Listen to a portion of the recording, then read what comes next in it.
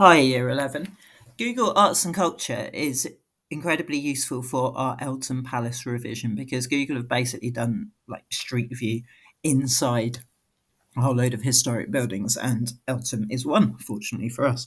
So, this quick video is about the Great Hall, and you can see it there. And our first impression, apart from how big it is, remember it's the second largest surviving medieval hall in the country. Westminster Hall is the largest. Apart from how big it is, it's also how bare it is. And obviously, it wouldn't have been like that in Tudor times. You would have had tables all the way down the hall if there was a feast going on, for example. You would have had not the plain curtains on the walls, but you'd have had exquisite tapestries. A tapestry is a piece of sewing with sort of big pictures, bright. Think of the Bayeux tapestry for the Normans. You obviously wouldn't have had electric light and things there. Actually, those are kind of fake candles there. So that's a very obvious change or inaccuracy that you can talk about. You'd have had lanterns burning, so just sort of oil and oil on wood burning, or you'd have had candles burning. So it would have looked very, very different. It's interesting to compare it to Google Street View Hampton Court, which just gives you, so this great hall at Hampton Court, it's interesting, it gives you an idea of that. So these tapestries have faded massively. They'd have been far brighter.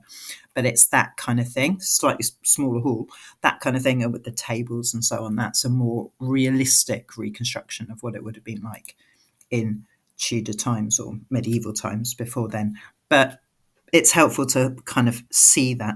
The chairs laid out for that remind me of one of Eltham's uses now, which is as a wedding venue, just by the way. So we'll just come down, excuse my clicking, we'll just come down to the front. This is mentioned on the summary sheet. This is a dais. I can never pronounce it. I'm not sure that's right. D-A-I-S, so a slightly raised platform. And then that would have been like the table where the king or queen or whoever would have sat to enjoy their evening. Couple of things just to show you. In these, they're called oriel windows, for those of you who want to be technical, Oriel. We've got the coat of arms of 4 kings who spent time at Eltham. And over here, we've got 4 more coats of arms. I think of four more monarchs. Interestingly, this one is Queen Elizabeth I, which gets me thinking. It kind of proves, we know this is true, but it kind of proves that the stained glass at Eltham is not from medieval or Tudor times, right? They would have had stained glass then, potentially.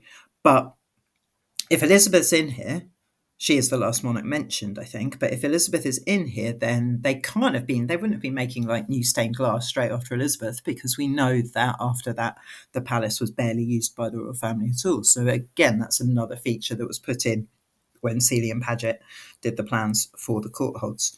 The other one, as you know, is the Minstrels Gallery down here. So the idea would be that singers would come out here and kind of like provide music for the feasting or the partying going on down below. Now that did happen in not really medieval, but in Tudor halls. And interestingly, the joys of these things, you can see a very similar back to the hall at Hampton Court, and up there is a gallery, and that is authentic to Hampton Court, but it was not authentic to Eltham.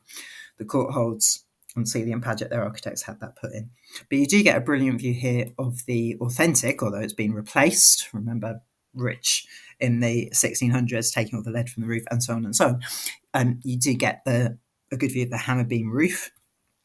All right, it's got these pendants, if you want to be very technical, hanging down. One of the earliest examples of that. I wonder if Hampton Court has pendants, actually. I'm just trying to check. Yes, it does. You can see them there, can't you? You see the similarity in style. And also, last feature, remember these are called bosses, B-O-S-S.